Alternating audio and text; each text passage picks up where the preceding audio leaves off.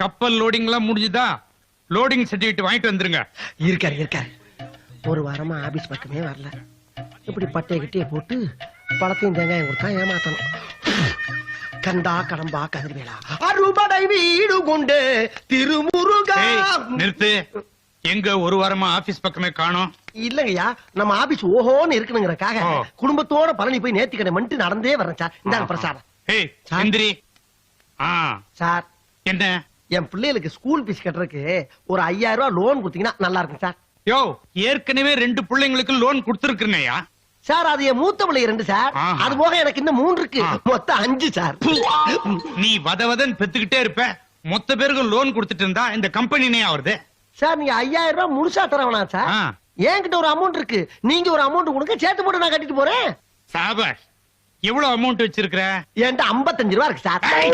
இல்ல சார், அது போக 4945 ரூபாய் கொடுத்தீங்கன்னா இன்னைக்கே போய் கட்டிடுவேன் சார். 55 ரூபாய் ஒரு அமௌண்ட், அதை வச்சுட்டு லோன் கேக்குற? போயா போயா வெளியா.